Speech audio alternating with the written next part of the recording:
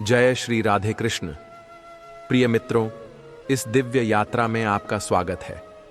Video को शुरू करने से पहले आइए हम श्री कृष्ण के चरणों में प्रार्थना करें। हे कृष्ण, जो भी भक्त इस अमृत वाणी को सुन रहा है, उनके जीवन में आपकी कृपा सदा बनी रहे, उनके सभी कष्ट दूर हों और वे सदैव आपके प्रेम में लीन रहें।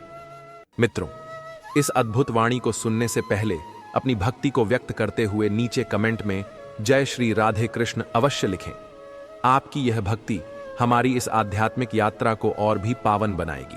साथ ही यदि आप हमारे चैनल परम आनंद पर नए हैं तो अभी सब्सक्राइब करें और घंटी के बटन को दबाएं ताकि आप हर नई आध्यात्मिक प्रेरणा का हिस्सा बन सकें। जीवन में कोई भी परिवर्तन अचानक नहीं होता, लेकिन छोटे छोटे बदलाव धीरे धीरे एक बड़ा अंतर पैदा कर सकते हैं। अगर तुम सच्चे आनंद की तलाश में हो तो उसे बाहर मत ढूंढो, क्योंकि वह तुम्हारे भीतर ही मौजूद है। जब तुम खुद को पूरी तरह स्वीकार कर लेते हो, अपनी अच्छाइयों और कमियों के साथ, तब तुम सच्ची शांति प्राप्त कर सकते हो। जब तक तुम खुद को नहीं अपनाओगे, तब तक तुम दूसरों की स्वीकृति के पीछे भागते रहोगे। इसीलिए खुद को समझो, खुद से प्यार करो और अपनी सच्ची शक्ति को पहचानो, क्योंकि यही असली सफलता है। राधे राधे।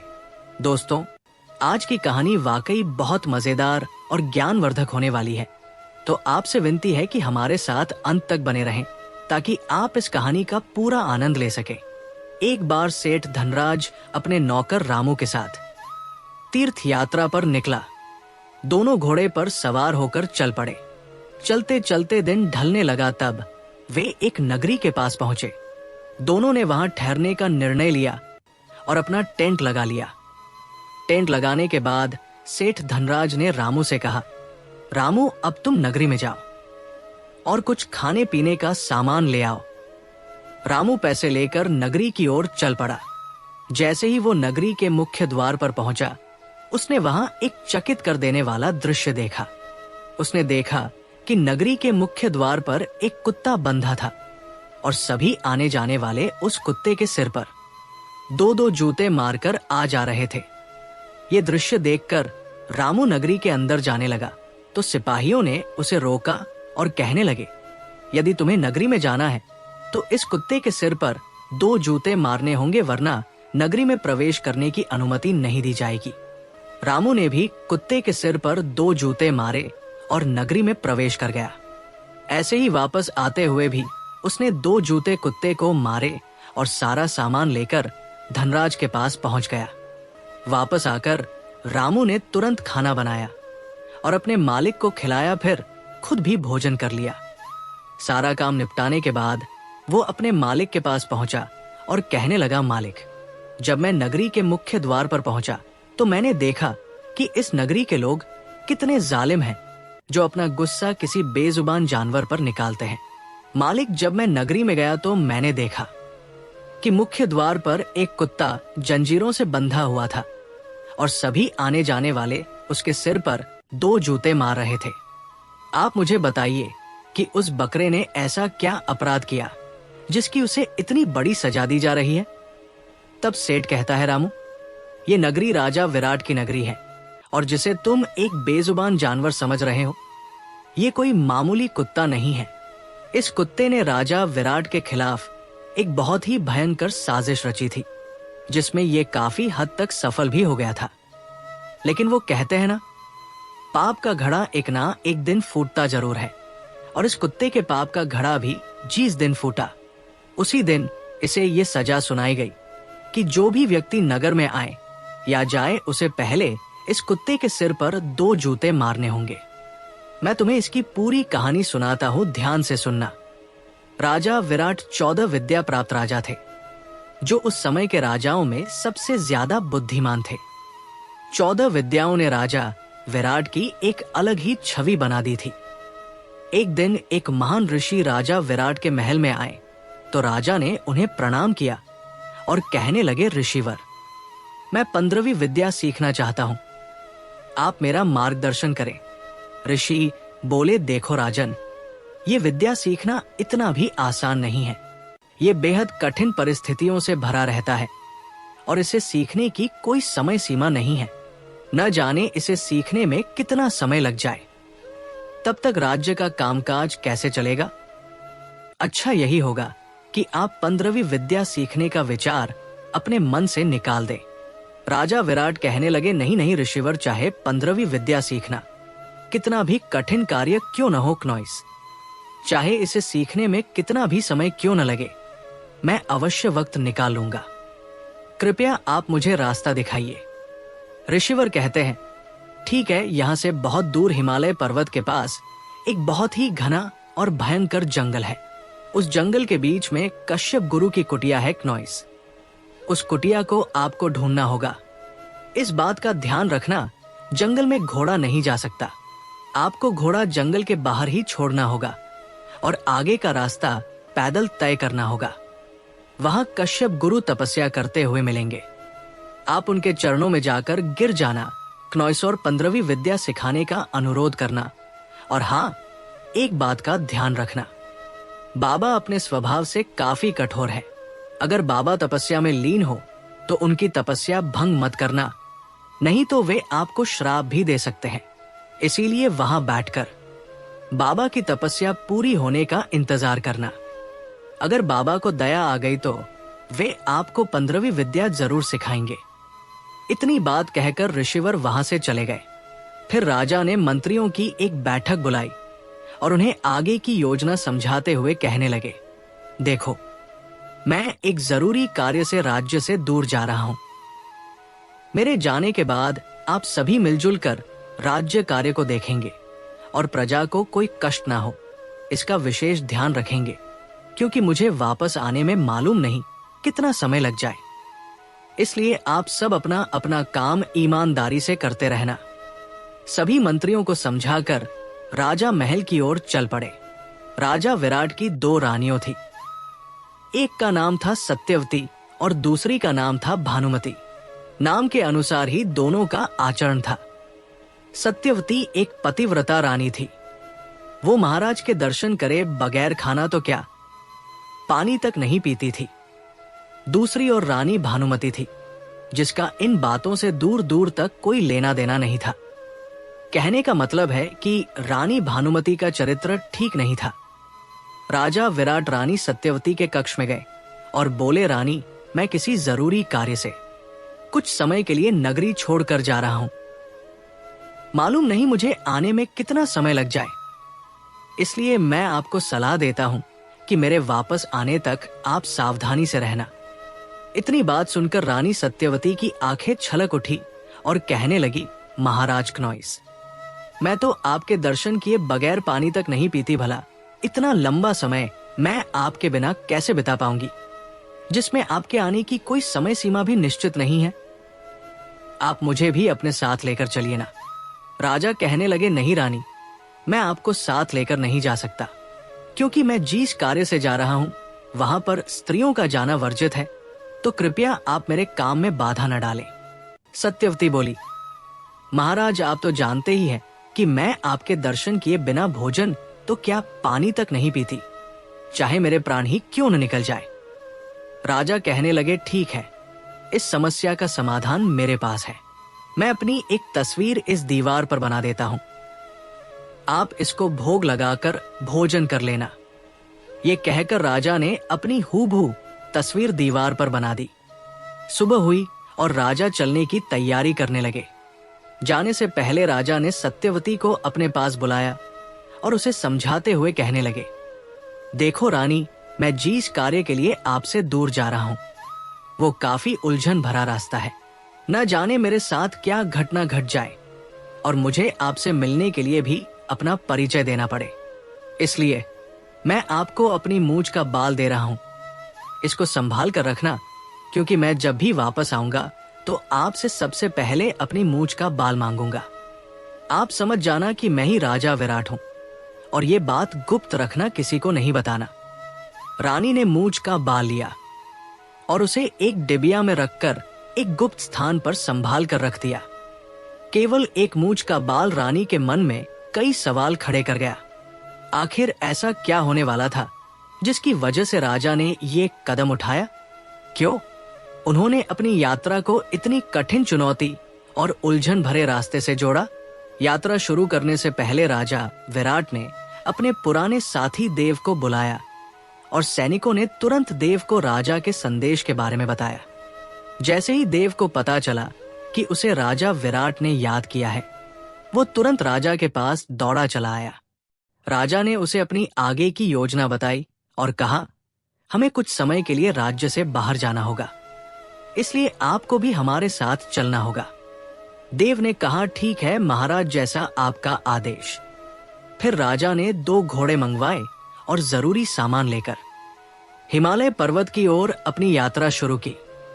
रात और दिन चलते हुए काफी समय बाद राजा विराट और देव उस घने जंगल के पास पहुंचे, क्योंकि घोड़े अंदर नहीं जा सकते थे। इसीलिए उन्होंने घोड़ों को बाहर छोड़ दिया और तलवार से जंगल में रास्ता बनाते हुए आगे बढ़ने लगे। अंत लंबी यात्रा के बाद राजा विराट और देव बाबा कश्यप गुरु की कुटिया ढूंढने में सफल हो गए। बाबा की कुटिया बहुत सुंदर थी। उसके आसपास रंग बिरंगे फूल खिले हुए थे और बाबा तपस्या में लीन थे। राजा विराट और देव थोड़ी दूरी पर हाथ जोड़कर बैठ गए। क्नॉइस लेकिन 1 सप्ताह बीत गया और बाबा तो आंखें ही नहीं खोल रहे थे। राजा ने कहा, जब तक बाबा आंखें नहीं खोलते हम आश्रम की सफाई कर लेते हैं। इसके बाद दोनों आश्रम में काम करने लगे। नए नए फूल लाकर लगाए, जंगल से सूखी लकड़ी लाकर कुटिया के पास इकट्ठी कर दी और आराम से रहने लगे। 1 महीने बाद बाबा कश्यप गुरु ने आखिरकार अपनी आंखें खोली और सामने राजा और उसके दोस्त को देखा, जो हाथ जोड़कर उनकी ओर ध्यान से देख रहे थे। बाबा ने कहा, बच्चों मेरे पास आओ। तुम लोग इस भयंकर जंगल को पार करके मेरे पास आए हो। यहां कोई भी इंसान नहीं आ सकता, लेकिन तुम लोग इतने कष्ट सहकर मेरे पास आए हो तो यकीनन तुम्हारा कोई महत्वपूर्ण काम होगा।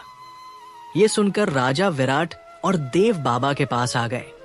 राजा ने कहा, हे महाराज, मैं राजा विराट हूं और मैं बड़ी आशा से आपके पास आया हूं। कृपया मेरी समस्या का समाधान करें। बाबा ने कहा, बोलो बच्चे, क्या समस्या है? राजा ने कहा, महाराज, मैं 15वीं विद्या सीखने आया हूं। आप मुझे 15वीं विद्या का दान दे तो आपकी बड़ी कृपा होगी। बाबा ने कहा, बालक, तू तो बहुत बड़ी समस्या लेकर आया है, लेकिन एक बात बता, तुझे मेरा पता किसने बताया? राजा ने कहा, महाराज, हमारे राज्य के एक ऋषि ने बताया है। बाबा ने कहा, ठीक है, लेकिन राजन, इस विद्या को सीखना हर किसी के बस की बात नहीं है। इसमें बहुत कठिनाइयां आएंगी। क्या तुम इन कठिनाइयों का सामना कर पाओगे? राजा ने कहा, महाराज, इस विद्या को सीखने के लिए मैं हर कठिनाई का सामना करूंगा। बाबा ने कहा, ठीक है राजन, इस विद्या को सीखने से पहले मैं तुम्हें इसकी शक्ति के बारे में कुछ बताना चाहता हूं। क्नॉइस 15वीं विद्या से मरे हुए शरीर को जिंदा किया जा सकता है, लेकिन इस विद्या से यदि आप किसी को जिंदा कर रहे हो तो आपके प्राण उस मरे शरीर में चले जाएंगे और आपका शरीर प्राणहीन हो जाएगा। फिर आप जब चाहें अपने शरीर में वापस आ सकते हैं। और हाँ, इस विद्या को सीखते वक्त आपको केवल एक समय ही भोजन मिलेगा, लेकिन इसका कोई समय सीमा निश्चित नहीं है। ये नहीं कहा जा सकता कि इस विद्या को सीखने में कितना समय लगेगा। राजा ने कहा, ठीक है बाबा, आप जो भी कहेंगे मैं करूंगा। मुझे आपकी हर बात मंजूर है। बाबा ने कहा, कल सुबह से आपकी शिक्षा शुरू हो जाएगी। अगली सुबह बाबा ने राजा विराट को अपने सामने बिठाकर मंत्र सिखाना शुरू कर दिया। अब राजा विराट का 15वीं विद्या सीखने का सिलसिला शुरू हो चुका था। जब राजा को बाबा मंत्र सुना रहे थे, क्नॉइस तो देव भी राजा के पीछे बैठा मंत्र सुन रहा था और उसने भी राजा के साथ 7 मंत्र रटने शुरू कर दिए। वो भी मन ही मन मंत्रों का जाप करने लगा। ऐसे ही राजा की शिक्षा 12 वर्षों तक चली। राजा विराट को जो भी मंत्र बाबा ने सिखाए, देव तुरंत उन्हें रट लेता। क्नॉइस और जैसे जैसे राजा मंत्रों का जाप करते, देव भी मन ही मन उनका जाप करता रहता।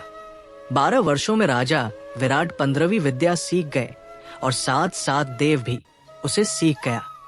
फिर एक दिन ऐसा भी आया जब बाबा ने कहा, राजन, अब आपकी विद्या पूरी हो चुकी है। क्नोइस, अब आप अपने राज्य का काम संभाल सकते हैं।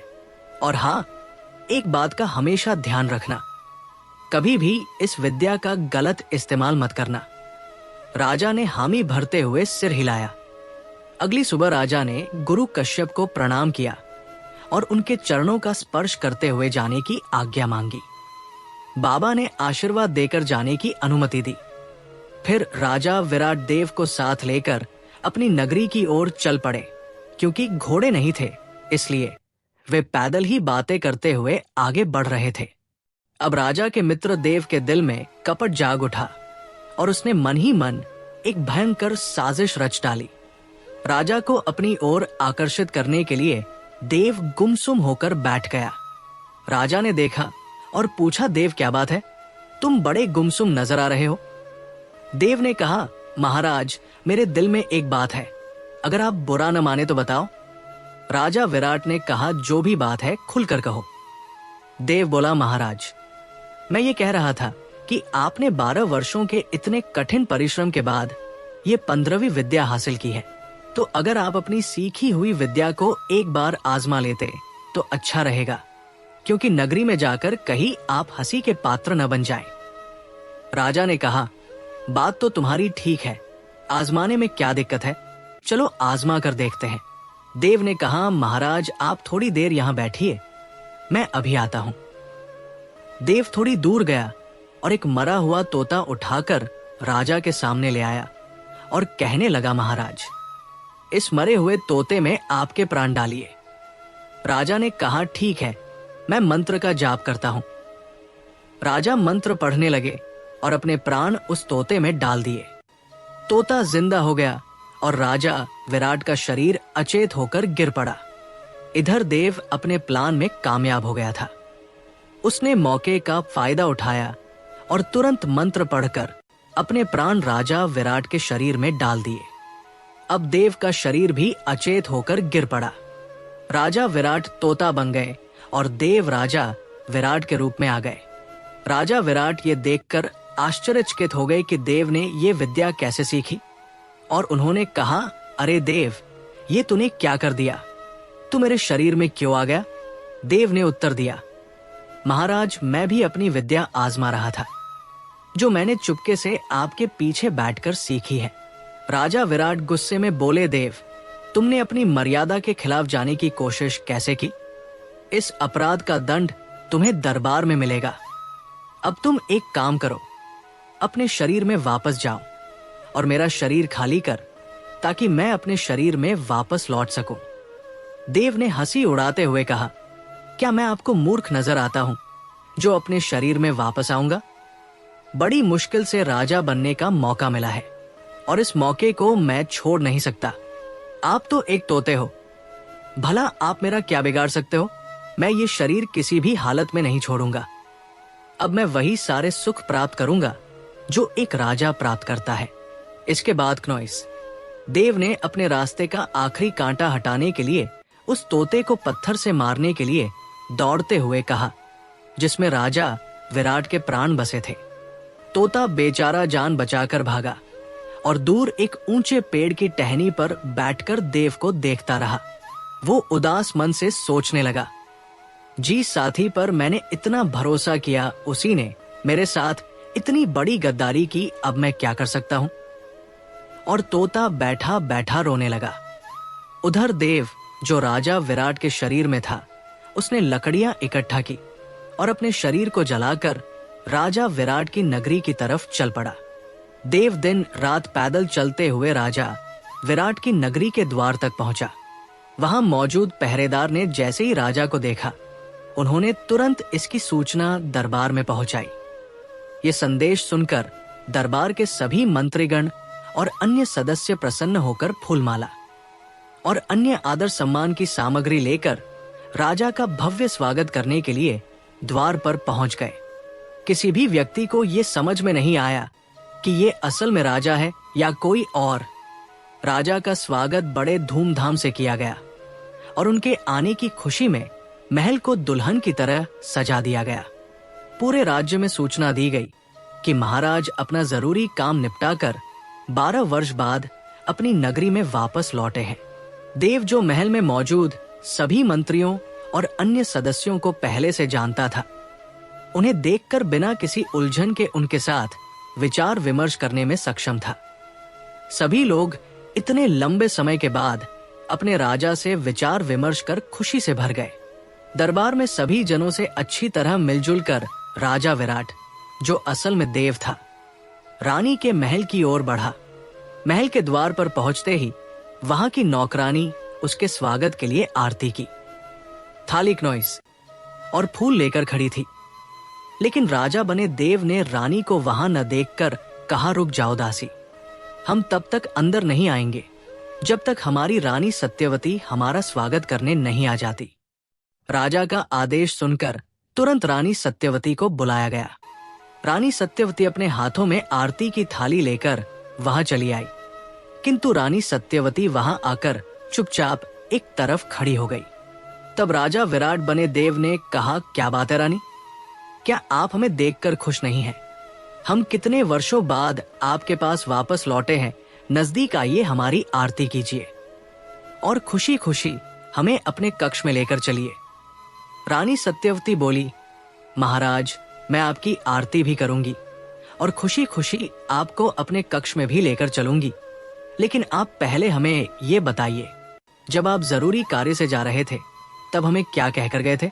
देव ने कहा, रानी, ऐसी बेवकूफ भरी बातें आप पर शोभा नहीं देती। भला 12 वर्ष पहले की छोटी मोटी बातें याद थोड़ी रहती हैं। आप जाइए, हमारी आरती कीजिए। सत्यवती बोली, कभी नहीं, पहले आप हमें उस वार्ता का परिचय दीजिए, तभी हम आपको अंदर आने की अनुमति देंगे। राजा बने देव ने मन ही मन सोचा, ये रानी तो बहुत ही तेज लगती है, यहाँ तो दाल गलने वाली नहीं है। फिर उसने अपना रुख भानुमति के महल की तरफ कर लिया।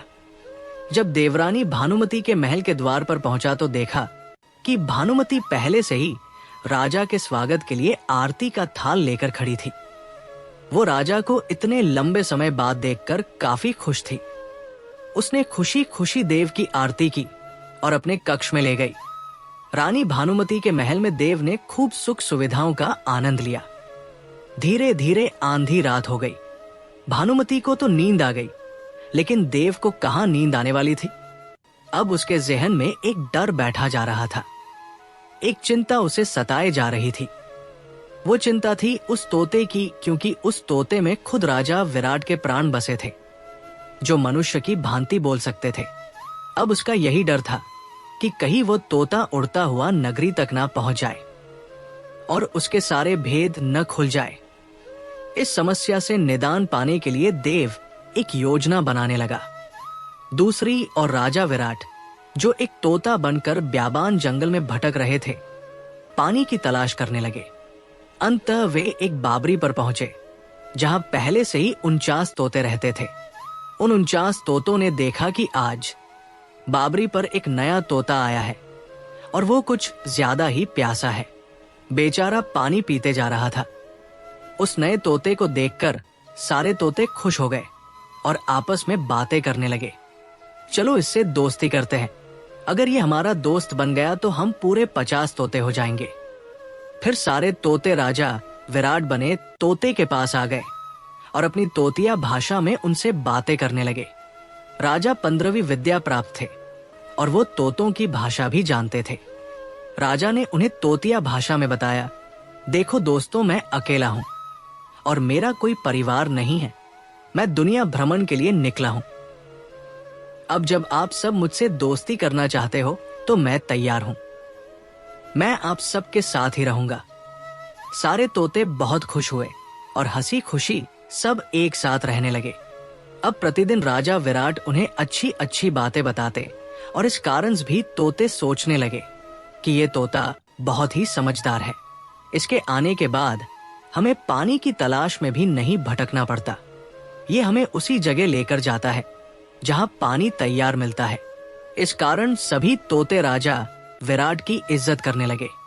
एक दिन ऐसा भी आया जब सारे तोतों ने मिलकर राजा को अपना मुखिया घोषित कर दिया। अब राजा उन तोतों के साथ जुड़ गए और सबका समय अच्छा गुजरने लगा, क्योंकि एक राजा जिसने 15वीं विद्या प्राप्त की थी उनके बीच मौजूद था, जो किसी भी समस्या को आने से पहले ही भांप लेता था। उसके रहने से सभी तोते सुरक्षित महसूस करने लगे।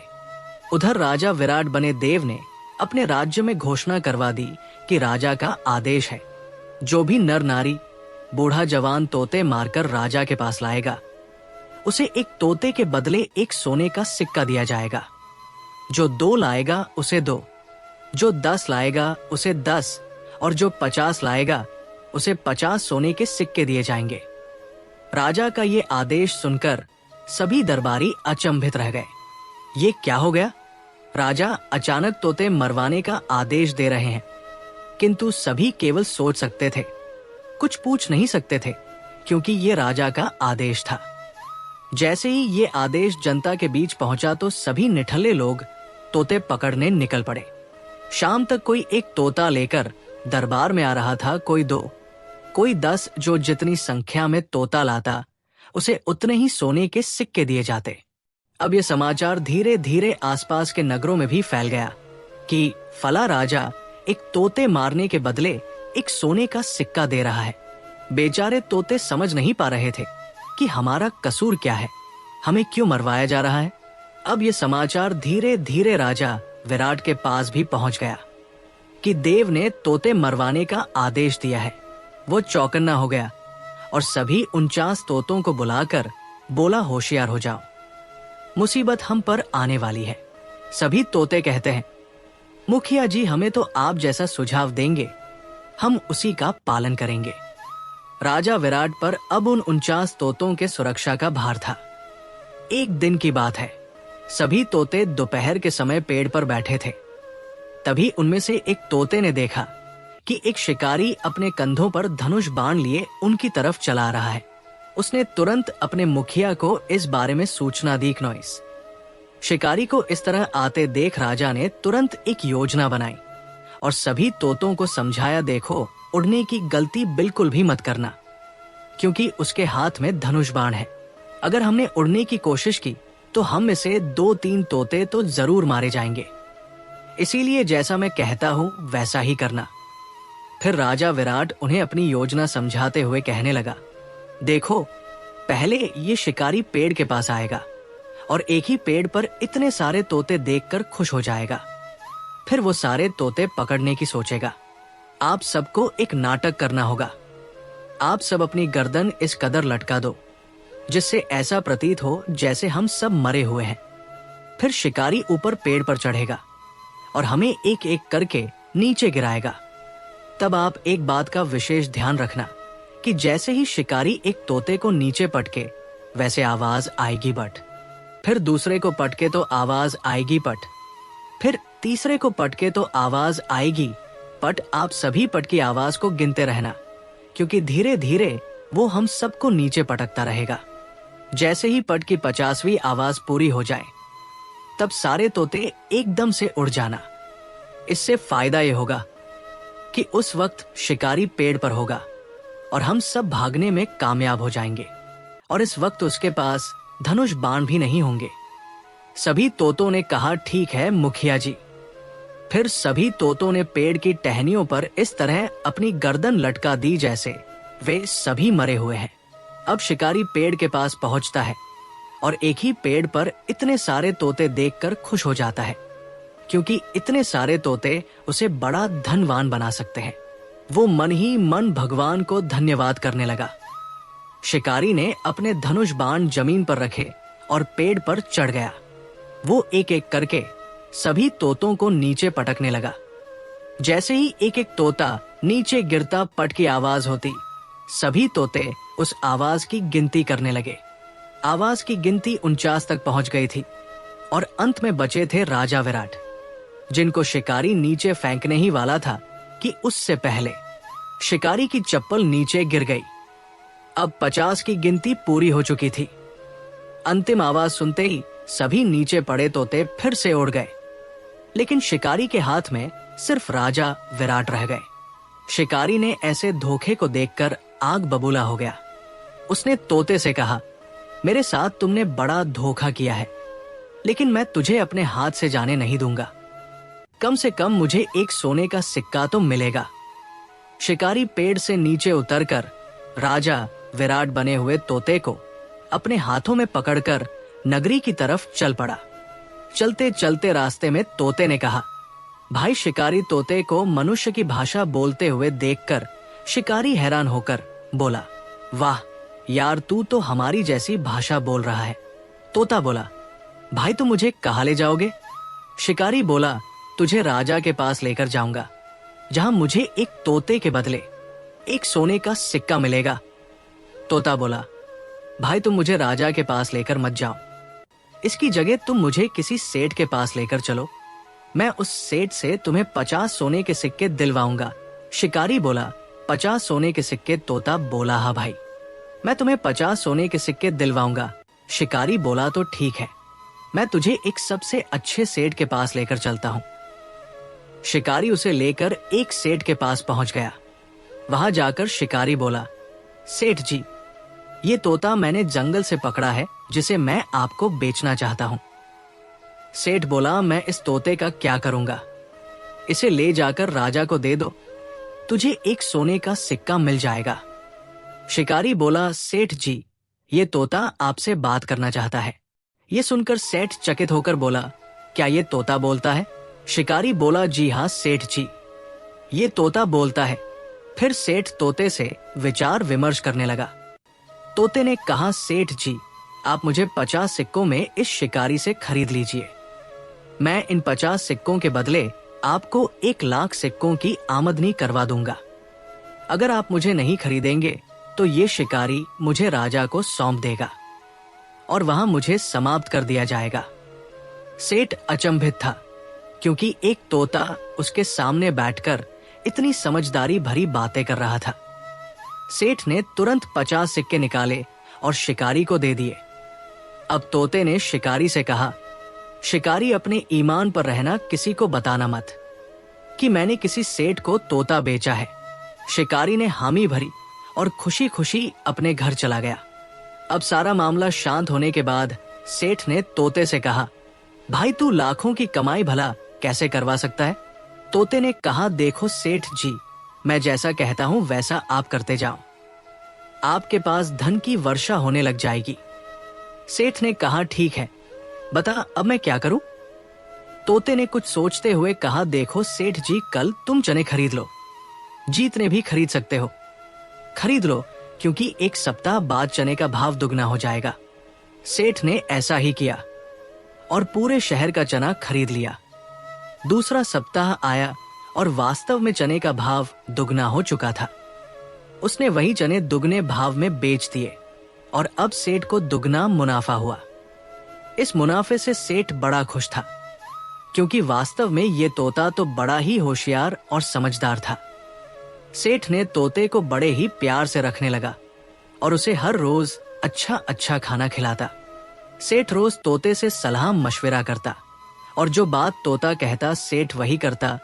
धीरे धीरे सेठ की सभी तिजोरियां भरने लगी। अब सेठ बहुत खुश था। एक दिन सेठ तोते से कहने लगा, मैं तेरी वजह से आज मालामाल हो गया हूं, तू बता आज क्या चाहता है? मैं तेरे लिए कुछ भी करने के लिए तैयार हूं। सेठ की बात सुनकर तोता कहने लगा, सेठ जी, मैं आपको अपने बारे में सारी बात बताता हूं, लेकिन आप इस बारे में किसी को बताना नहीं। सेठ ने कहा, तू मेरा विश्वास कर तोते, मैं किसी को नहीं बताऊंगा। तोते ने कहा, सेठ जी, मैं वास्तव में कोई तोता नहीं, बल्कि राजा विराट हूं। फिर तोते ने सारी बात विस्तार से सेठ को बता दी और अंत में कहा, ये तोतामारी योजना भी मुझे मारने के लिए ही बनाई गई थी। सेठ पूरा किस्सा सुनकर दंग रह गया और राजा विराट बने तोते के पैरों में गिरकर कहने लगा, महाराज, मुझे माफ कर दो, मुझसे बड़ी गलती हुई है। मैंने इतने बड़े महाराज को एक नौकर की तरह रखा, मुझे क्षमा करें। तोते ने कहा, इसमें आपकी कोई गलती नहीं है। अगर आप कुछ कर सकते हो तो मुझे किसी भी तरीके से छुपाकर रानी सत्यवती के पास पहुंचा दो तो आपकी बड़ी कृपा होगी। सेठ ने कहा, ठीक है महाराज, मैं किसी भी कीमत पर आपको रानी सत्यवती के महल तक जरूर पहुंचाऊंगा, चाहे मुझे कितने भी खतरों का सामना क्यों न करना पड़े। फिर एक दिन उसने एक योजना बनाई और तोते को अच्छे से छुपाकर राजा विराट की नगरी की ओर चल पड़ा। कुछ दिन की पैदल यात्रा के बाद वो राजा विराट की नगरी में पहुंचा और रानी सत्यवती के महल के बाहर बैठ गया। काफी देर बाद सेठ ने देखा कि एक दासी महल से बाहर आई। सेठ जल्दी से दौड़ते हुए दासी के पास गया और बोला, बहन, आप मेरा एक काम कर दीजिए, मुझे किसी भी तरह एक बार रानी सत्यवती से मिलवा दीजिए। दासी गुस्से में बोली, हमारी रानी के इतने बुरे दिन नहीं आए कि वो चलते फिरते किसी अनजान से मिले जाओ, यहां से चले जाओ। सेठ ने कहा, आप किसी भी तरीके से ये समाचार रानी तक पहुंचा दीजिए कि एक सेठ बहुत दूर से पैदल यात्रा करके एक गंभीर समस्या लेकर आपसे मिलने आया है। इसके बदले में मैं आपको 100 सोने के सिक्के दूंगा। 100 सोने के सिक्कों का नाम सुनते ही दासी के चेहरे पर खुशी आ गई। उसने मन में सोचा, इतने छोटे काम के बदले 100 सोने के सिक्के कौन देता है। फिर दासी बोली, लाओ सेठ, पहले मुझे 100 सोने के सिक्के दो, तभी मैं रानी के पास जाकर आपका संदेश पहुंचाऊंगी। सेठ ने तुरंत उसे 100 सोने के सिक्के दे दिए। वो दौड़ती हुई रानी सत्यवती के पास गई और रानी से बोली, महारानी, एक सेठ बहुत दूर से पैदल यात्रा करके आपसे मिलने आया है। शायद वो बेहद गंभीर समस्या पर विचार करना चाहता है। यदि आप अनुमति दें तो मैं उन्हें बुलाऊं। रानी की बात सुनकर दासी दौड़ते हुए गई और सेठ को रानी सत्यवती के महल के अंदर ले आई। जब सेठ रानी के पास पहुंचा तो उसने हाथ जोड़कर रानी से विनती की, रानी, मैं केवल 1 मिनट के लिए आपसे अकेले में बात करना चाहता हूं। रानी ने तुरंत सभी दासियों को बाहर जाने का आदेश दे दिया। जैसे ही सभी बाहर चली गई, सेठ ने अपनी चादर हटाई और तोते बने राजा विराट को बाहर निकाला। फिर बोला, महारानी, ये कोई और नहीं बल्कि स्वयं राजा विराट है। रानी ने हैरान होकर कहा, आपके पास इस बात का क्या प्रमाण है कि ये तोता राजा विराट है? रानी की ये बात सुनकर तोते ने धीरे से कहा, रानी, क्या आज भी आपके पास हमारी मूंछ का बाल सुरक्षित है? ये शब्द सुनते ही रानी की बोलती बंद हो गई और उसे यकीन हो गया कि ये तोता ही राजा विराट है। क्नोइस रानी अपने स्वामी से इतने वर्षों बाद मिली और फूट फूट कर रोने लगी। रानी ने सेठ को तहे दिल से धन्यवाद दिया और उसे इनाम के रूप में हीरे जवाहरात देकर विदा किया। अब रानी को राजा विराट ने अपनी पूरी दास्तां सुनाई कि कैसे देव ने उनके साथ इतना बड़ा धोखा किया है। रानी भी कहने लगी, महाराज, ये तो मैं उसके महल में आते ही समझ गई थी कि ये बहरूपिया कोई और है, मेरे महाराज नहीं, क्योंकि मैंने उसे आते ही वो निशानी मांगने को कहा जो आप मुझे सौंप कर गए थे, और उसका उत्तर देने में वो असमर्थ हो गया। क्नोइस और नए नए तरह के बहाने बनाने लगा। इतनी बात करने के बाद रानी सत्यवती बोली, महाराज, आप एक 15वीं विद्या प्राप्त राजा हैं, तो आप ही इस समस्या का समाधान कीजिए। अब राजा विराट को रानी सत्यवती का साथ मिल चुका था। उन्होंने इस दुख से छुटकारा पाने के लिए एक गंभीर योजना बनाई और रानी सत्यवती से कहा, देखो रानी, केवल सेठ और आपको ही मालूम है कि मैं राजा विराट हूं। आगे की योजना इस प्रकार से है कि सबसे पहले आप सैनिकों से कहकर एक मरा हुआ कुत्ता मंगवाएं और एक दासी से कहकर देव के पास संदेश भिजवाएं कि आप उससे माफी मांगते हुए उसे महल में आने का आग्रह करें और मुझे किसी ऐसे स्थान पर छुपा दीजिए जहां से मैं आप सबको देख सकूं, लेकिन आप लोग मुझे न देख सकें। रानी सत्यवती राजा की पूरी योजना अच्छी तरह समझ चुकी थी और उसने उसी के अनुसार काम करना शुरू किया। उसने एक दासी के माध्यम से राजा विराट बने देव तक संदेश भिजवाया, जिसमें रानी ने देव से माफी मांगते हुए उन्हें महल में बुलाया। दासी रानी का संदेशा लेकर तुरंत राजा बने देव के पास पहुंची और बोली, महाराज, रानी सत्यवती ने आपको याद किया है क्नोइस। वे अपने कर्मों पर पश्चाताप करते हुए आपसे माफी मांगना चाहती है।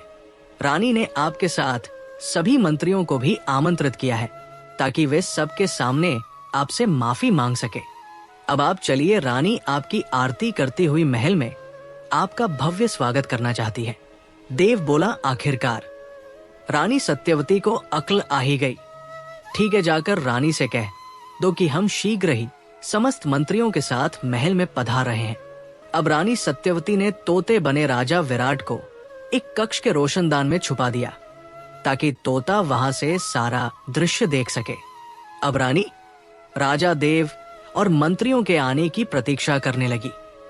थोड़ी देर बाद राजा देव समस्त मंत्रिगणों के साथ रानी के महल में पधारे। रानी ने राजा देव की आरती उतारी और हाथ जोड़कर कहने लगी, महाराज, मैं अपनी गलती पर बहुत शर्मिंदा हूं जो मैंने आपको महल में प्रवेश करने से रोका, किंतु आप ये भली भांति जानते हैं कि मैं एक पतिव्रता स्त्री हूं।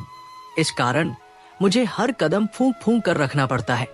अब आप मुझे क्षमा कर दें। मैं आपकी बात से सहमत हूं कि इतनी पुरानी बातें याद नहीं रहती, लेकिन मैं आपको याद दिलाना चाहती हूं कि जब आप 15वीं विद्या सीखने जा रहे थे तब आप मुझे निशानी के तौर पर कहकर गए थे, रानी सत्यवती, मैं जब भी 15वीं विद्या सीखकर वापस आऊंगा सबसे पहले इसका चमत्कार आपको ही दिखाऊंगा। तो आप समझ जाना कि मैं ही राजा विराट हूं। लेकिन महाराज, वापस आने के बाद आपने मुझे कोई भी चमत्कार नहीं दिखाया, जिस कारण मुझे आपके साथ ऐसा व्यवहार करना पड़ा। इसलिए महाराज, मैं आपसे प्रार्थना करती हूं कि सभी के सामने अपनी 15वीं विद्या का चमत्कार दिखाइए ताकि मैं अपने राजा पर गर्व कर सकूं। क्नौय से इतना वार्तालाप सुनकर राजा देव मन ही मन प्रसन्न हो गया। वो खुद भी सबके सामने अपनी विद्या दिखाने के लिए आतुर था, लेकिन उसे इस बात का बिल्कुल भी एहसास नहीं था कि असली राजा विराट वहां मौजूद होकर उसकी सारी रासलीला देख रहे थे। राजा देव बोला, ठीक है रानी, बताइए आप क्या देखना चाहेंगी। रानी ने तुरंत अपने नौकरों से कहकर उस मरे हुए कुत्ते को वहां मंगवाया और उसे राजा देव के सामने रख दिया। रानी बोली, महाराज, मैं चाहती हूं कि आप एक बार अपने प्राण इस मरे हुए कुत्ते में डालकर इसे जीवित कर अपनी विद्या का परिचय दे। राजा देव ने कहा, ठीक है, इसमें कौन सी बड़ी बात है, ये तो मेरे बाएं हाथ का खेल है। देव ने मन ही मन मंत्र पढ़ना शुरू किया और कुछ ही क्षणों बाद राजा का शरीर प्राणहीन होकर जमीन पर गिर पड़ा और मरा हुआ कुत्ता अचानक जीवित हो उठा। क्नौयसब देव के प्राण कुत्ते में समा गए थे। इधर रोशनदान में बैठे तोते ने भी तुरंत मंत्र पढ़े और अपने प्राण स्वयं के शरीर में डाल दिए। एक तोता प्राणहीन होकर गिरते देख सभी लोग हैरान रह गए कि ये क्या हो रहा है। तभी राजा विराट ने कहा, मोटी जंजीरें लेकर आओ और इस कुत्ते को अच्छे से बांधो ताकि ये भाग न सके। राजा के आदेश पर तुरंत बेड़ियां लाई गई और कुत्ते को अच्छी तरह से बांध दिया गया। फिर राजा विराट ने अपनी सारी आपबीती वहां मौजूद सभी मंत्रिगणों को सुनाई और कहा, हम उस भले सेठ और रानी सत्यवती की मदद से ही अपने शरीर को पुनः प्राप्त कर पाए हैं। राजा की बात सुनकर सभी मंत्रीगण बोले, महाराज, हमें क्षमा करें कि हम इस नकली राजा को पहचान न सके, लेकिन हमें इस पर संदेह तब हुआ था जब इसने तोता मार अभियान चलाया था। अब आप ही इसे सजा दे। राजा विराट ने कहा, इसके लिए मृत्युदंड पर्याप्त नहीं है, इसे हम ऐसी सजा देंगे जिससे ये सारी जिंदगी पछताएगा। इस कुत्ते को नगर के मुख्य द्वार पर बांध दिया जाए और समस्त प्रजा में ये घोषणा कर दी जाए कि राजा का आदेश है, जो भी प्रजा नगर से बाहर जाएगा वो इसके सिर पर 2 जूते मारकर ही जाएगा और जो अंदर आएगा वह भी 2 जूते मारकर ही आएगा। और फिर ऐसा ही हुआ। कुत्ते को नगर के मुख्य द्वार पर बांध दिया गया और वहां पहरेदार बैठा दिए गए। पहरेदार को सख्त आदेश दिया गया कि कोई भी व्यक्ति बिना 2 जूते मारे अंदर ना आ सके और ना बाहर जा सके। इधर राजा विराट ने मरे हुए तोते का अंतिम संस्कार बहुत ही आदर सम्मान के साथ कराया। अब राजा विराट ने खुशी खुशी अपना राज्य संभाल लिया। दोस्तों, इसीलिए तो कहते हैं अपना सबसे गुप्त राज्य अपने सबसे सगे दोस्त को भी नहीं बताना चाहिए, नहीं तो वह भी आपके साथ विश्वासघात कर सकता है। धनराज द्वारा कहानी सुनाते सुनाते सुबह हो गई। फिर धनराज और रामू ने कुछ देर आराम किया और अपनी यात्रा पर निकल पड़े तो दोस्तों, उम्मीद है कि ये कहानी आपको पसंद आई होगी, तो वीडियो को लाइक करें, शेयर करें और चैनल को सब्सक्राइब करना न भूलें। फिर मिलते हैं आपसे एक नए वीडियो के माध्यम से। धन्यवाद। जय श्री कृष्णा। जब तक हम अपने अंदर विश्वास नहीं जगाते, तब तक कोई भी परिस्थिति हमारे लिए मुश्किल बनी रहेगी। जो लोग खुद पर भरोसा रखते हैं, वे हर कठिनाई को पार कर जाते हैं। मुश्किलें हमेशा आएंगी, लेकिन यह हम पर निर्भर करता है कि हम उन्हें बाधा मानते हैं या अवसर। जो इंसान धैर्य रखना सीख जाता है, वह जीवन की सबसे कठिन परिस्थिति में भी हार नहीं मानता। समय हमेशा एक जैसा नहीं रहता। हर अंधेरा कभी न कभी खत्म होता ही है। बस जरूरत है सही नजरिए से हालात को देखने की। कभी कभी हमारे मन में डर बैठ जाता है कि अगर हम असफल हो गए तो क्या होगा। लेकिन असफलता का मतलब अंत नहीं होता, बल्कि यह हमें दोबारा कोशिश करने का अवसर देती है। जो लोग असफलता से घबराकर बैठ जाते हैं, वे कभी अपनी असली शक्ति को पहचान ही नहीं पाते। अगर हम अपने अतीत में उलझे रहेंगे तो अपने भविष्य को संवार नहीं पाएंगे। जो हो गया उसे बदल नहीं सकते, लेकिन उससे सीखकर आगे बढ़ सकते हैं। यही जीवन की सच्ची समझ है। कई बार हम दूसरों की सफलता देखकर खुद को कमतर आंकने लगते हैं, लेकिन हमें यह समझना होगा कि हर किसी का समय अलग होता है। अगर आज कोई और आगे बढ़ा है, तो इसका मतलब यह नहीं कि तुम पीछे रह जाओगे। तुम्हारी मेहनत का फल भी तुम्हें जरूर मिलेगा।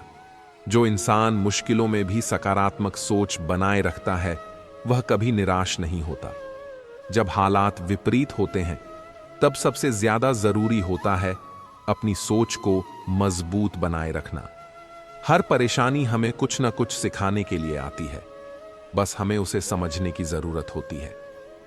जब भी लगे कि परिस्थितियां तुम्हारे खिलाफ हैं, तब याद रखना कि हीरा भी तब तक नहीं चमकता जब तक उसे तराशा नहीं जाता। अगर जीवन तुम्हें आजमाने में लगा है, तो इसका मतलब है कि तुम कुछ बड़ा हासिल करने के लिए तैयार किए जा रहे हो। अगर तुम अपनी कमजोरी को अपनी पहचान बना लोगे, तो लोग भी तुम्हें कमजोर ही समझेंगे।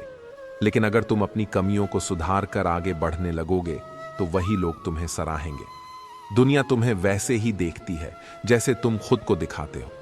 हर दिन अपने साथ एक नया अवसर लेकर आता है। अगर तुम बीते कल की गलतियों में उलझे रहोगे, तो आज का मौका भी खो दोगे। इसलिए हमेशा अपने आज को पूरी ऊर्जा और विश्वास के साथ जियो। कई बार जीवन में ऐसा समय आता है जब हमें लगता है कि हम बिल्कुल अकेले हैं, लेकिन सच यह है कि हर व्यक्ति अपने जीवन में किसी न किसी संघर्ष से गुजर रहा होता है। जो लोग इसे समझ लेते हैं, वे कभी अपने दर्द से हारते नहीं हैं। जो लोग अपनी परिस्थितियों को दोष देते रहते हैं, वे कभी आगे नहीं बढ़ पाते। लेकिन जो लोग हर स्थिति में समाधान ढूंढने की कोशिश करते हैं, वे धीरे धीरे सफलता की ओर बढ़ते जाते हैं। अगर तुम अपने जीवन को खुशहाल बनाना चाहते हो, तो सबसे पहले अपनी सोच को बदलो। नकारात्मक विचारों से घिरे रहोगे तो जीवन भी कठिन लगेगा, लेकिन अगर सकारात्मकता को अपनाओगे तो कठिनाइयों में भी अवसर नजर आएंगे। जो लोग अपनी गलतियों से सीखते हैं, वे कभी दोबारा वही गलती नहीं करते। लेकिन जो लोग बार बार वही गलती दोहराते हैं, वे खुद को ही धोखा देते हैं। सच्चा बुद्धिमान वही होता है जो अपनी असफलताओं को भी सीखने का मौका समझता है। जीवन में सब कुछ एक तय समय पर होता है। जो चीज तुम्हारे हाथ से चली गई, वह शायद तुम्हारी नहीं थी, और जो तुम्हारे लिए बनी है, वह किसी न किसी तरह से तुम्हारे पास जरूर आएगी। इसीलिए धैर्य रखो और अपने कर्मों पर ध्यान दो। जो लोग अपने सपनों को सच में बदलने की हिम्मत रखते हैं, वे ही कुछ बड़ा कर पाते हैं। केवल सपने देखने से कुछ नहीं होता, उन्हें पूरा करने के लिए मेहनत भी करनी पड़ती है। जो लोग प्रयास करते रहते हैं, वे कभी असफल नहीं होते। हर इंसान को कभी न कभी किसी न किसी रूप में संघर्ष से गुजरना पड़ता है, लेकिन यही संघर्ष हमें मजबूत बनाता है और हमें सिखाता है कि जीवन में किसी भी परिस्थिति से कैसे निपटना है। अगर तुम अपनी मंजिल तक पहुंचना चाहते हो, तो सबसे पहले अपने डर को हराना सीखो। डर तुम्हें कमजोर बनाएगा, लेकिन हिम्मत तुम्हें आगे बढ़ने का रास्ता दिखाएगी। जो लोग अपने डर से पार पा लेते हैं वे किसी भी चुनौती का सामना कर सकते हैं। हर परिस्थिति चाहे जितनी भी कठिन क्यों ना हो, उसमें हमेशा कुछ न कुछ अच्छा छिपा होता है। बस जरूरत है उसे देखने की, नजर रखने की।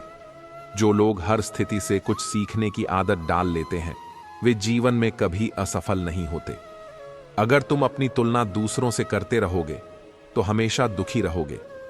हर इंसान की यात्रा अलग होती है, इसलिए अपनी राह खुद चुनो और अपने ही सफर का आनंद लो।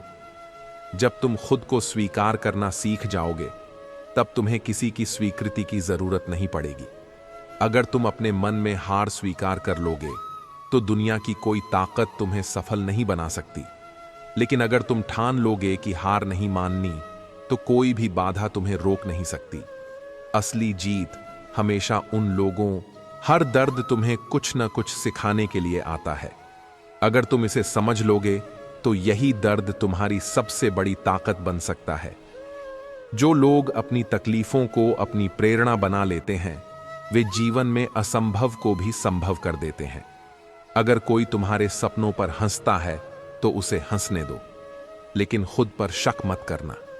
तुम्हारे सपने तुम्हारी क्षमता के हिसाब से ही बने हैं, बस तुम्हें उन तक पहुंचने के लिए मेहनत करनी होगी। जो इंसान धैर्य रखना सीख जाता है उसे कभी किसी चीज की कमी महसूस नहीं होती। जीवन में सब कुछ समय के साथ आता है, बस जरूरत है विश्वास बनाए रखने की।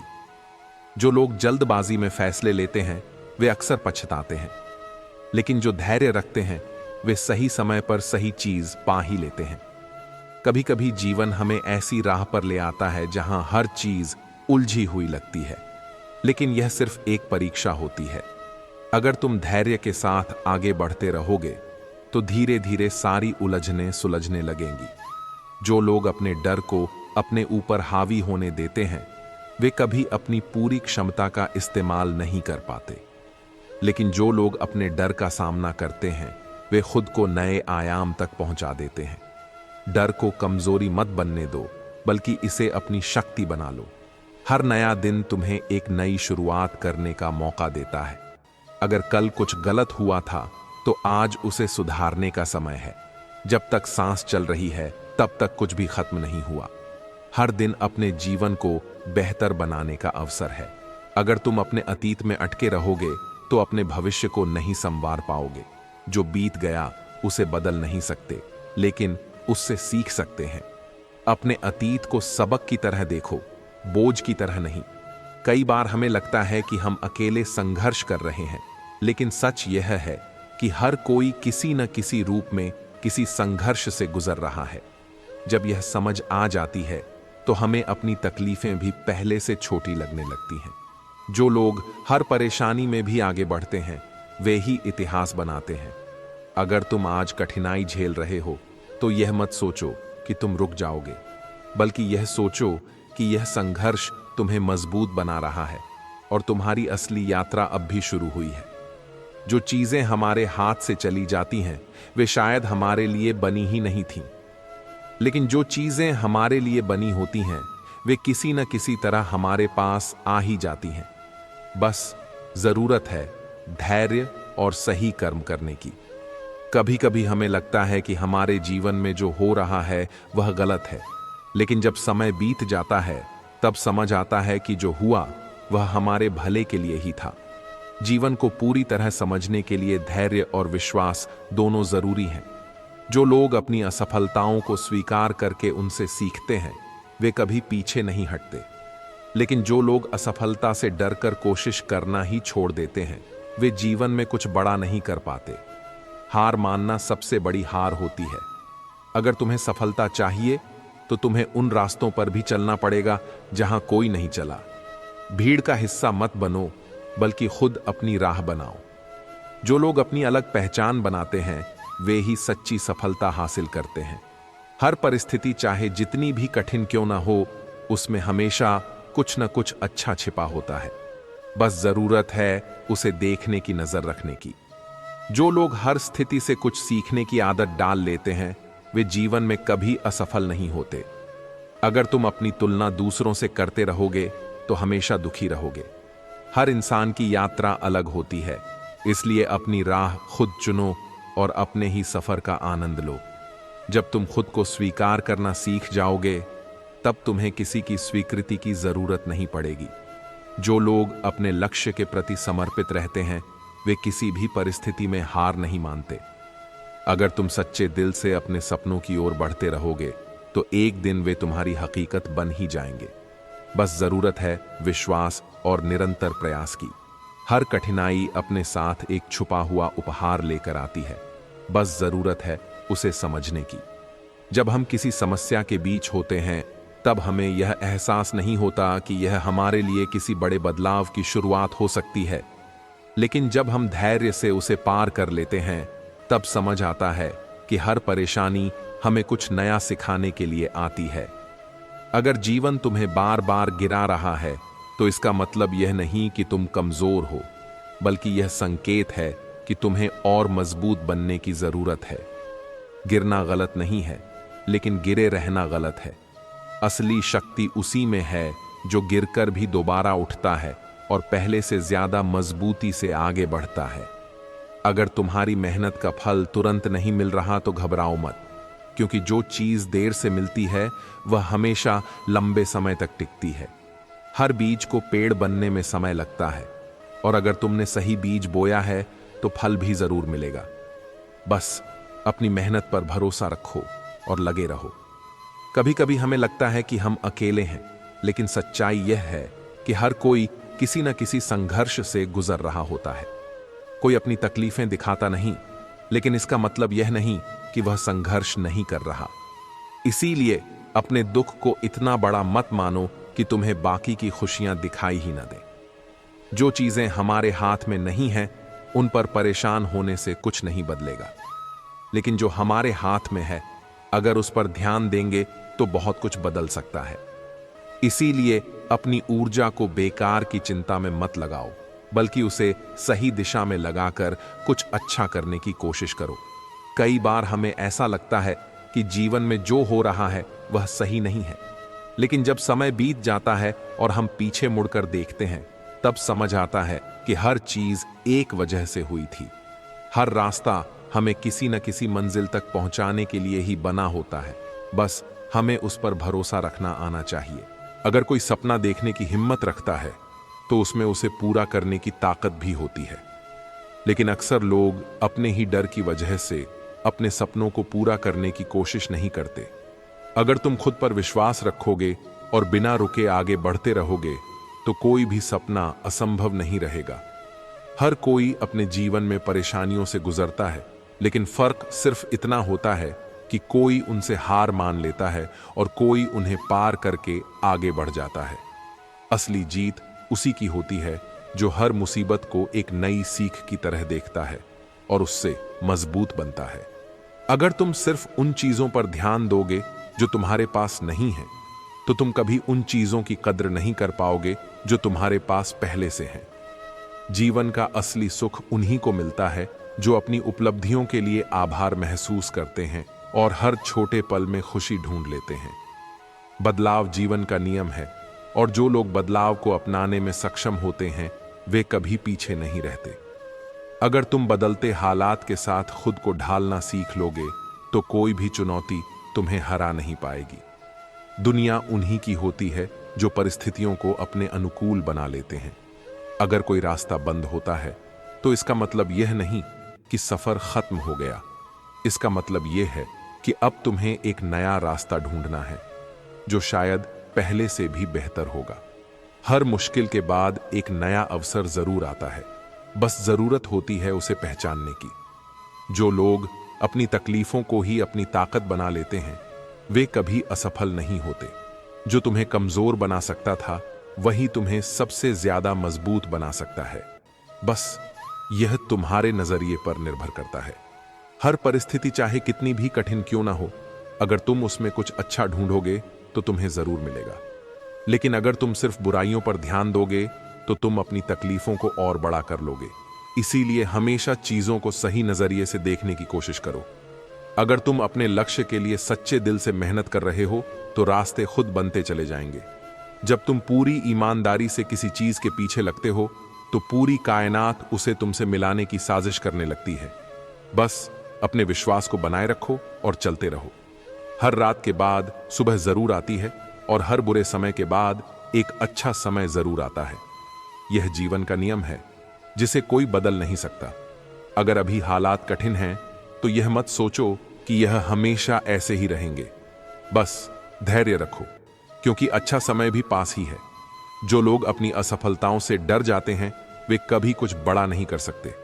असफलता कोई अंत नहीं है, बल्कि यह एक संकेत है कि अभी और कोशिश करने की जरूरत है। जो लोग हर बार गिरकर फिर से खड़े होते हैं वे ही सबसे बड़ी सफलताएं हासिल करते हैं। कभी भी अपने सपनों को छोटा मत समझो, क्योंकि हर बड़ी चीज एक छोटे विचार से ही शुरू होती है। अगर तुम में अपने सपने को पूरा करने की हिम्मत है तो तुम जरूर अपने मुकाम तक पहुंचोगे। बस कभी हार मत मानो, क्योंकि सफर कितना भी लंबा क्यों ना हो, अगर चलते रहोगे तो मंजिल जरूर मिलेगी। अगर तुम अपने डर पर जीत हासिल कर लेते हो तो दुनिया में कोई भी चीज तुम्हें रोक नहीं सकती। डर सिर्फ एक भ्रम है जो तुम्हारे दिमाग में पलता है, लेकिन जब तुम हिम्मत के साथ आगे बढ़ते हो तो वही डर तुम्हारी ताकत बन जाता है। कई बार हम लोगों की राय को इतना ज्यादा महत्व दे देते हैं कि खुद की असली इच्छा को ही भूल जाते हैं। लेकिन याद रखना, तुम्हारा जीवन तुम्हारा अपना है। जो भी फैसले लो वो अपने दिल और दिमाग की सुनकर लो, न कि सिर्फ दूसरों की अपेक्षाओं को पूरा करने के लिए।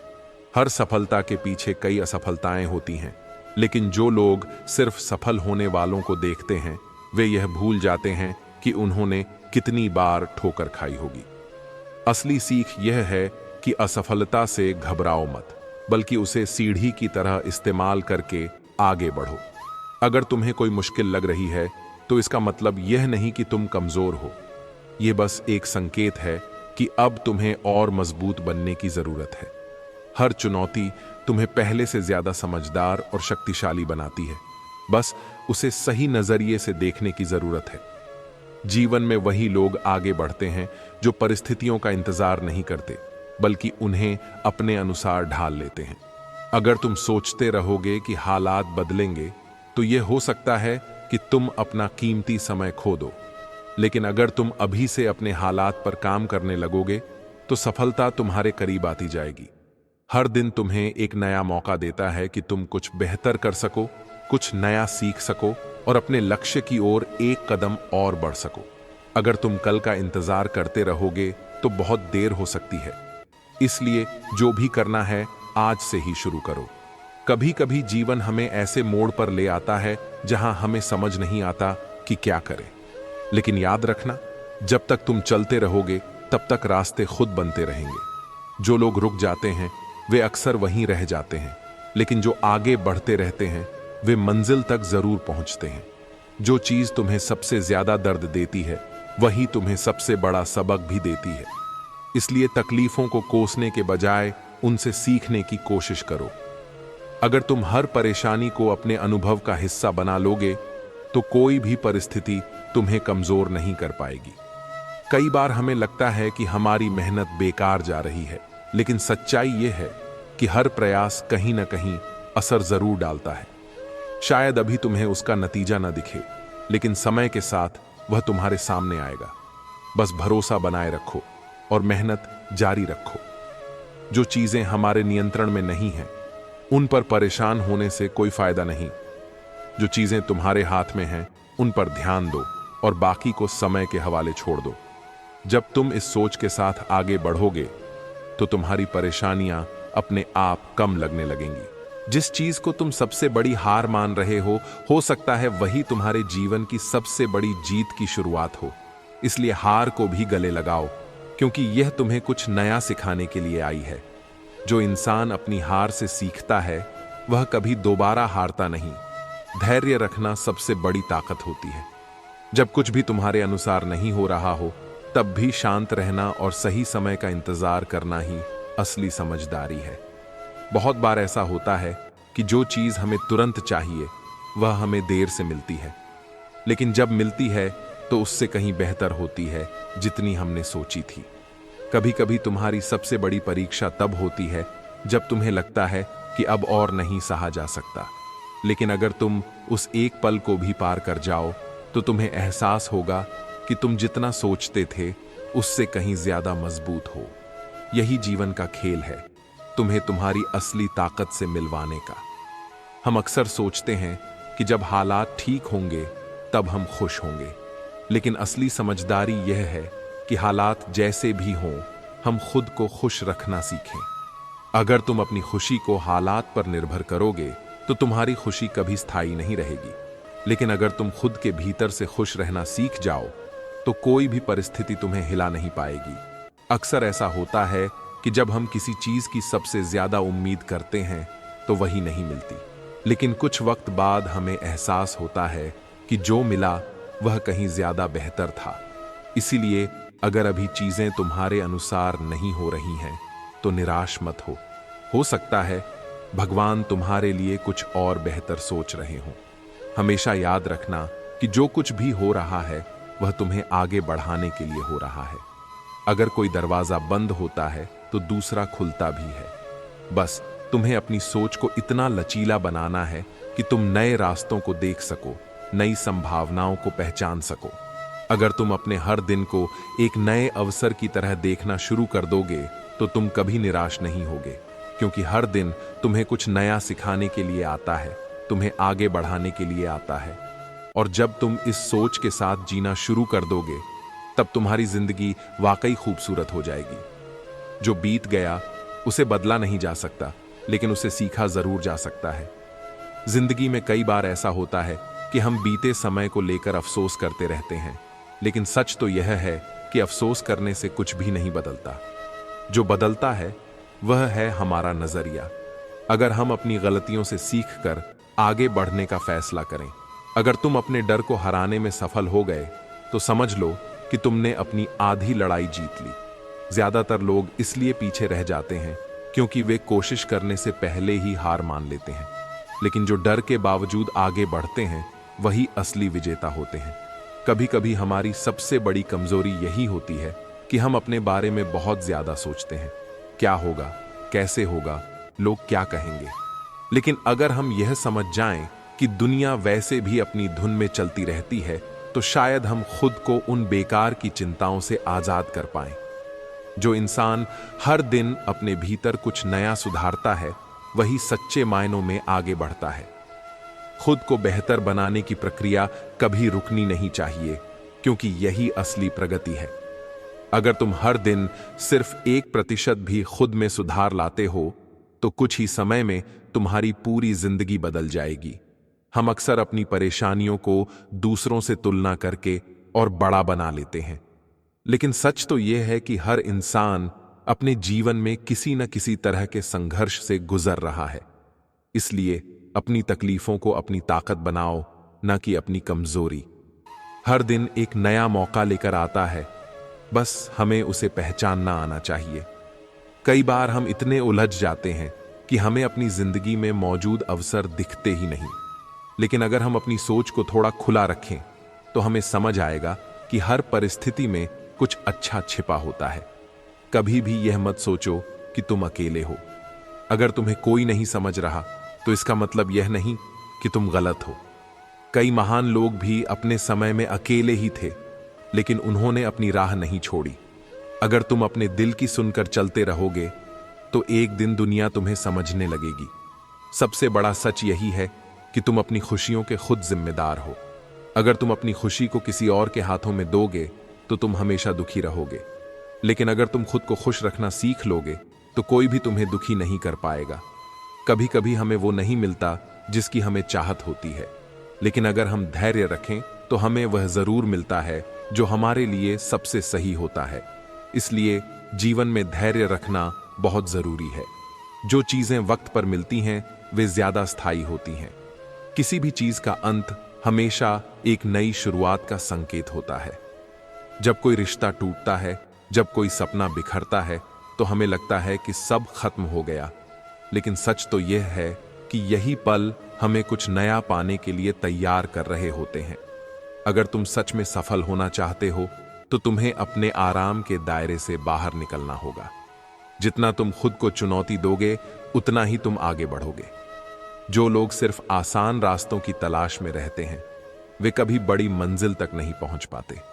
हमेशा याद रखना, जो चीज तुम्हें तकलीफ दे रही है वही तुम्हें बदल भी रही है। अगर तुम मुश्किलों से भागोगे तो तुम वहीं रहोगे जो तुम आज हो, लेकिन अगर तुम उनका सामना करोगे तो तुम वह बन जाओगे जो तुम हमेशा से बनना चाहते थे। खुद पर भरोसा करना सीखो, क्योंकि अगर तुम खुद पर यकीन नहीं करोगे तो कोई और भी तुम पर यकीन नहीं करेगा। जब तुम अपनी काबिलियत को पहचान लेते हो तो दुनिया भी तुम्हें पहचानने लगती है। अगर कोई सपना तुम्हारे दिल में है तो इसका मतलब है कि तुम्हारे पास उसे पूरा करने की क्षमता भी है। लेकिन कई लोग अपने सपनों को सिर्फ इसलिए छोड़ देते हैं क्योंकि वे उसे पाने के लिए मेहनत नहीं करना चाहते। अगर तुम में हिम्मत और धैर्य है तो तुम्हारे सपने जरूर पूरे होंगे। हर दिन की एक नई शुरुआत होती है और तुम्हारे पास हर दिन यह मौका होता है कि तुम अपनी पुरानी गलतियों से सीख सको और कुछ नया कर सको। अगर तुम अपनी गलतियों को ही अपनी पहचान बना लोगे तो तुम कभी आगे नहीं बढ़ पाओगे, लेकिन अगर तुम उनसे सीख कर आगे बढ़ोगे तो तुम्हें कोई रोक नहीं सकता। सच्ची खुशी बाहर की चीजों में नहीं होती, बल्कि यह इस बात में होती है कि तुम अपने जीवन को किस नजरिए से देखते हो। अगर तुम हर छोटी चीज में खुशी ढूंढ सकते हो तो तुम हमेशा खुश रहोगे, चाहे परिस्थितियां कैसी भी हों। कभी कभी तुम्हें खुद पर भरोसा रखना होगा, भले ही पूरी दुनिया तुमसे कहे कि तुम गलत हो। अगर तुम्हें अपने रास्ते पर विश्वास है तो चलते रहो। कई बार लोग तुम्हारी हिम्मत का मजाक उड़ाएंगे, लेकिन जब तुम सफल हो जाओगे तो वही लोग तुम्हारी तारीफ करेंगे। जीवन में हार और जीत से ज्यादा जरूरी यह है कि तुम कितनी बार खड़े हुए। असली विजेता वही होता है जो गिरकर भी हार नहीं मानता, बल्कि अपनी गलतियों से सीखकर और ज्यादा मजबूत बनता है। अगर तुम में यह जिद है कि तुम कभी हार नहीं मानोगे तो कोई भी चुनौती तुम्हें रोक नहीं पाएगी। अगर तुम्हारे पास कोई लक्ष्य है तो उसे पाने के लिए पूरी ईमानदारी से मेहनत करो। कई बार रास्ते मुश्किल लगेंगे, लेकिन अगर तुम हार मान लोगे तो तुम्हें कभी नहीं पता चलेगा कि सफलता कैसी महसूस होती है। इसलिए चाहे हालात कैसे भी हों, अपने लक्ष्य को कभी मत छोड़ो। जब तक तुम अपनी तुलना दूसरों से करोगे तब तक तुम कभी अपनी असली कीमत नहीं समझ पाओगे। हर इंसान का सफर अलग होता है और हर किसी की यात्रा का समय भी अलग होता है। अगर तुम अपने सफर पर ध्यान दोगे और अपनी पूरी कोशिश करोगे तो तुम जरूर सफल होंगे। जो लोग अपने सपनों को पूरा करने के लिए जोखिम उठाने को तैयार होते हैं वे ही इतिहास बनाते हैं। अगर तुम हमेशा सुरक्षित खेलोगे तो तुम कभी कुछ बड़ा हासिल नहीं कर पाओगे। इसलिए कभी कभी अपनी सीमाओं से बाहर निकलकर कुछ नया करने की कोशिश करो। अगर तुम अपनी परेशानियों से डरते रहोगे तो वे और बड़ी लगेंगी, लेकिन अगर तुम उनका सामना करने का हौसला रखोगे तो वे धीरे धीरे छोटी होती जाएंगी। इसलिए हमेशा डर से भागने के बजाय उसका सामना करने की हिम्मत रखो। हर नया दिन एक नई शुरुआत का मौका देता है। भले ही कल कुछ गलत हुआ हो, लेकिन आज तुम्हारे पास इसे सुधारने का मौका है। इसलिए कभी भी अपने अतीत की गलतियों को अपने भविष्य पर हावी मत होने दो। जो बीत गया उसे जाने दो और आज को पूरी तरह जियो। जो लोग अपने डर को जीतना सीख जाते हैं वे जीवन में किसी भी चुनौती का सामना कर सकते हैं। डर केवल एक मानसिक अवरोध है जिसे पार करने के बाद तुम अपनी असली क्षमता को पहचान सकते हो।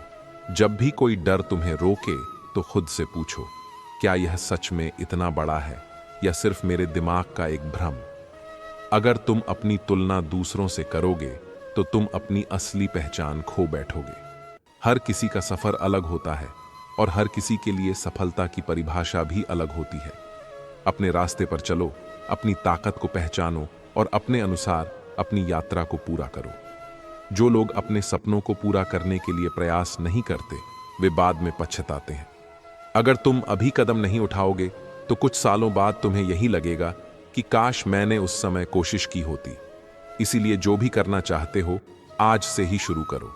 जीवन में हर कठिनाई तुम्हें मजबूत बनाने आती है, लेकिन केवल वे लोग आगे बढ़ पाते हैं जो मुश्किल समय में भी हार नहीं मानते। जब हालात कठिन हो जाएं, तो इसे एक संकेत समझो कि तुम कुछ बड़ा हासिल करने वाले हो। कई बार हम सोचते हैं कि हमारी मेहनत का कोई नतीजा नहीं निकल रहा, लेकिन सच्चाई यह है कि हर छोटा कदम तुम्हें तुम्हारी मंजिल के करीब ले जाता है। सफलता एक दिन में नहीं मिलती, लेकिन जो लोग लगातार चलते रहते हैं वे एक दिन जरूर पहुंचते हैं। हर इंसान की जिंदगी में एक ऐसा समय आता है जब उसे अकेलापन महसूस होता है, लेकिन यह अकेलापन तुम्हें खुद को समझने का सबसे अच्छा मौका देता है। जो लोग इस समय का सही इस्तेमाल करते हैं वे खुद को पहले से ज्यादा मजबूत बना सकते हैं। अगर कोई परिस्थिति तुम्हारे नियंत्रण में नहीं है तो उसके बारे में चिंता करने का कोई फायदा नहीं। जो चीजें तुम्हारे हाथ में हैं उन पर ध्यान दो और बाकी को समय के हवाले छोड़ दो। जब तुम इस सोच के साथ आगे बढ़ोगे तो तुम्हारी परेशानियां खुद ही हल होने लगेंगी। कई बार जो चीज हमें नहीं मिलती हम उसके लिए दुखी होते हैं, लेकिन बाद में समझ आता है कि अगर वह चीज हमें मिल जाती तो शायद हमारे लिए सही नहीं होती। जो भी होता है वह किसी न किसी कारण से होता है, इसलिए हर चीज को स्वीकार करना सीखो। अगर तुम यह सोचते हो कि तुम्हारे पास अभी सब कुछ नहीं है तो यह मत भूलो कि कभी तुम्हारे पास इससे भी कम था। जीवन में जो भी मिला है उसकी कदर करना सीखो, क्योंकि जब तुम अपने पास मौजूद चीजों को सराहोगे तो खुश रहना आसान हो जाएगा। हर बार जब तुम्हें लगे कि चीजें तुम्हारी योजना के अनुसार नहीं चल रही तो एक गहरी सांस लो और सोचो कि शायद ब्रह्मांड तुम्हारे लिए कुछ और बेहतर प्लान कर रहा है। जो लोग धैर्य रखते हैं उन्हें अक्सर उम्मीद से ज्यादा मिलता है। कभी कभी हमें लगता है कि हमारा संघर्ष सिर्फ हमारा है, लेकिन सच्चाई यह है कि हर कोई अपने जीवन में किसी न किसी कठिनाई से गुजर रहा होता है। इसलिए खुद को कमजोर मत समझो, बल्कि यह जानो कि तुम अकेले नहीं हो। जो लोग अपने अतीत की गलतियों से सीख कर आगे बढ़ते हैं वे ही असली समझदार होते हैं। अगर तुम बार बार उन्हीं गलतियों को दोहराते रहोगे तो तुम्हारा समय बर्बाद होगा, लेकिन अगर तुम उनसे सीखोगे तो तुम्हारा हर दिन पहले से बेहतर होगा। हर बड़ा बदलाव छोटे छोटे कदमों से शुरू होता है। अगर तुम एक दिन में बहुत कुछ बदलने की कोशिश करोगे तो शायद मुश्किल हो जाए, लेकिन अगर तुम हर दिन थोड़ा थोड़ा सुधार करोगे तो समय के साथ तुम्हारी जिंदगी पूरी तरह बदल जाएगी। जो लोग हमेशा आसान रास्ते चुनते हैं वे जीवन में ज्यादा दूर तक नहीं पहुंचते। मुश्किल रास्ते भले ही कठिन लगें, लेकिन वे तुम्हें मजबूत बनाते हैं और तुम्हें असली सीख देते हैं। इसलिए हमेशा सुविधा की बजाय सही रास्ता चुनो। जब कोई तुम्हें छोटा समझे या तुम्हारी काबिलियत पर शक करे तो उसे अपने शब्दों से नहीं, अपने काम से जवाब दो। सच्ची सफलता वही होती है जो खुद बोलती है। तुम्हें अपने आप को साबित करने के लिए किसी को कुछ कहने की जरूरत नहीं पड़ती। हर दिन एक नया अवसर लेकर आता है। अगर कल कुछ गलत हुआ था तो आज उसे सुधारने का मौका है, लेकिन अगर तुम सिर्फ बीते हुए कल के बारे में सोचते रहोगे तो आज भी बर्बाद कर दोगे। इसलिए हमेशा वर्तमान पर ध्यान दो और उसे बेहतर बनाने की कोशिश करो। कभी कभी हमें लगता है कि हमारा सफर बहुत धीमा चल रहा है, लेकिन याद रखो, मंजिल तक पहुंचने का असली मतलब सिर्फ तेज चलना नहीं, बल्कि लगातार चलते रहना है। अगर तुम रुके नहीं तो देर सवेर मंजिल जरूर मिलेगी। हर इंसान के जीवन में एक ऐसा मोड़ आता है जब उसे अपने डर का सामना करना पड़ता है, लेकिन जो लोग इस डर को जीत लेते हैं वे अपने जीवन की सबसे बड़ी बाधा को पार कर लेते हैं। इसलिए डर से भागो मत, बल्कि उसका सामना करो। अगर तुम हर चीज के लिए सही समय का इंतजार करते रहोगे तो तुम कभी शुरुआत नहीं कर पाओगे। सही समय कभी खुद नहीं आता, उसे बनाना पड़ता है। इसलिए जो भी करना चाहते हो अभी से शुरू करो और बाकी चीजें अपने आप ठीक हो जाएंगी। हर इंसान को कभी ना कभी असफलता का सामना करना पड़ता है, लेकिन इसका मतलब यह नहीं कि तुम कभी सफल नहीं हो सकते। असली हार तब होती है जब तुम कोशिश करना बंद कर देते हो। जब तक तुम हार नहीं मानते तब तक तुम असफल नहीं हो। जो चीज तुम्हारे पास नहीं है उस पर ध्यान देने के बजाय जो तुम्हारे पास है उसकी कदर करो। जब तुम अपने पास मौजूद चीजों को महत्व दोगे तो तुम्हें एहसास होगा कि तुम पहले से ही बहुत कुछ पा चुके हो। अगर कोई तुम्हें नीचा दिखाने की कोशिश कर रहा है तो इसका मतलब है कि तुम कुछ ऐसा कर रहे हो जो उन्हें असुरक्षित महसूस करा रहा है। लोग हमेशा उन पर सवाल उठाते हैं जो कुछ अलग करने की हिम्मत रखते हैं। इसलिए आलोचना से घबराओ मत, बल्कि उसे अपनी ताकत बनाओ। हर समस्या का हल होता है, बस तुम्हें सही नजर से उसे देखना होगा। कई बार हम अपनी परेशानियों में इतना उलझ जाते हैं कि हमें हल नजर ही नहीं आता, लेकिन जब हम शांत होकर सोचते हैं तो हल अपने आप सामने आ जाता है। अगर तुम्हें किसी चीज की सच्ची कीमत समझनी है तो उसके बिना रहकर देखो। जब तुम्हें किसी चीज की कमी महसूस होगी तभी तुम समझ पाओगे कि वह तुम्हारे लिए कितनी जरूरी थी। इसलिए जो तुम्हारे पास है उसकी इज्जत करो और उसकी कदर करना सीखो।